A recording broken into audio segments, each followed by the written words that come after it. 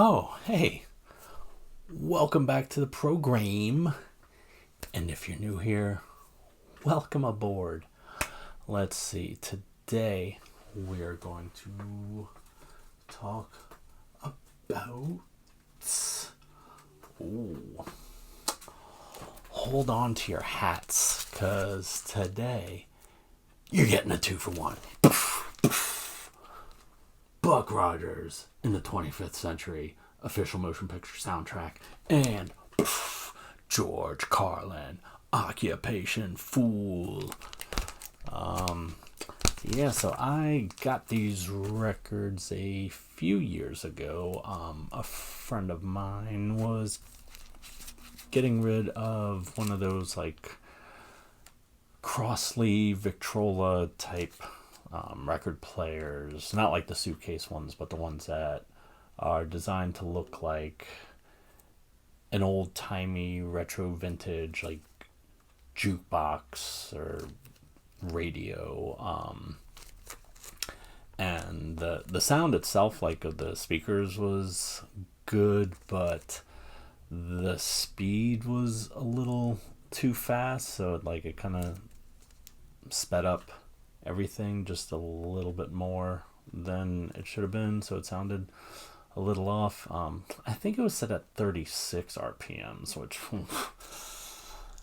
no ma'am, not in my book, not in my house, not on my watch, not gonna pay a lot for that muffler. Should have stopped a few knots ago. And the stylus seemed a little, like the tone arm seemed a little balanced weird, to where it was kind of, might have been digging into the records. So I didn't keep it, which she was cool with. She was like, yeah, I was getting rid of it anyway, so I don't care. But some of the she also gave me a handful of records, and they were all pretty cool, and I kept them. But since we're going alphabetically, these are the next two that are up. You got the B for the Buck and the C for the Carlin. Put them both together and you got Buck Carlin. Put them together more and you got Buck Carlin, which isn't anything. But yeah, so I like soundtracks. I like movie soundtracks, especially instrumental ones, like not really ones that are just composed of a bunch of different songs. So I do like those too, if all the songs are good, which you'll find out when we hit the letter H, or as they say across the pond, H. But yeah, I like instrumental soundtracks, especially when I'm working, especially if I'm writing, because then I don't have the words of lyrics getting all jammed up in me head, and I'm trying to write a story and end up writing a story about strawberry fields that are going on forever. So yeah, this is really cool. One weird thing about this is it has the intro song, which was used in the TV show too, which I loved when I was a little kid and still do if it comes on. But there's a version with words, and it's really bizarre. It's I remember hearing that the creator of Star Trek wrote lyrics to the TV show theme. I think it was just so he could get a cut of the royalties whenever it played. But the lyrics were kind of dog shit. These, I don't know, it's just weird. It just throws me off. But yeah, I do wish that there was just an instrumental version of it, but from what I recall, there isn't on here. I guess they just kind of phase that out from the TV show. Probably because they were like, well, we know Vernon's going to be watching this, and he's not really going to watch the movie as much as the show, so we'll just take the words out for him as a little kid. And I'm like, all right, cool. Thanks, Buck Rogers TV production crew. So, interesting little story, maybe. When I was at Wizard World Chicago, it was a comic convention, many years ago, I was walking to the show with my, at the time, ex-wife, or no, at the time wife, now ex-wife. And across the crowd, I saw Erin Gray, and she was like, I don't know, 60 or something, but she still looked just so beautiful, and I fell in love with her all over again, just like I did when I was like 7 years old. And our eyes met, or maybe she was looking past me. I don't know. And in my head and for my story, I say our eyes met, and she smiled and I smiled. But then she saw the old ball and chain next to me, and I was like, yeah, can't. Sorry, Air. That's like what I was like, kind of thinking it to her, and I think she got it.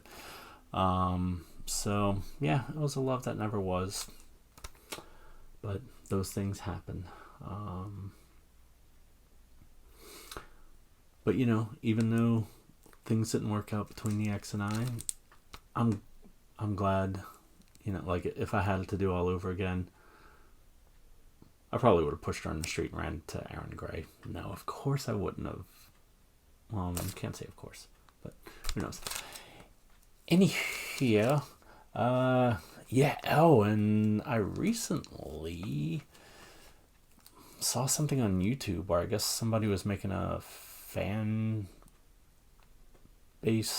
funded reboot of Buck Rogers. You can probably still find a clip on there, and it like takes place in the 30s, and like Buck Rogers is some high school football player, and his parents are played by Erin Gray and Gil Gerard. And it was super cool, and it looked really good. I wish they would have been able to get the thing made. Maybe they're still working on it. Dunno, but that'd be cool. So if you legion of fans out there, go find the video, track down the people that are making it, and I guarantee you, if everyone watching this donates just like $1 million, I'm sure it could get made. So what are you waiting for?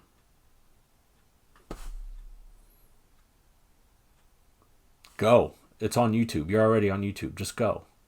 Open a different window. I don't know. Pathetic. Next, George Carlin, Occupation Fool. I'm a huge fan of the stand-up comedy. Whenever I'm in New York for Comic-Con, I always try and hit up the Comedy Cellar because I like a lot of the people that came out of there. And actually, when I was there recently, caught Colin Quinn. Met him after the show. He took pictures. He actually took a picture of me because I was wearing a shirt that he thought was funny. It was a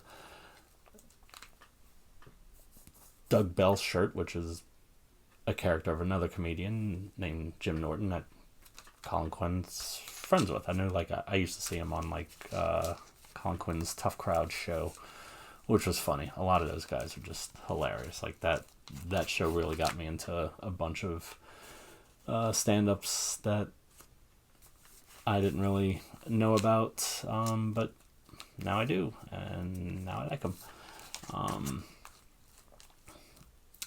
But yeah, George Carlin, just one of the kings of comedy. I like him, Richard Pryor, Cosby before he started doing bad things to people's drinks.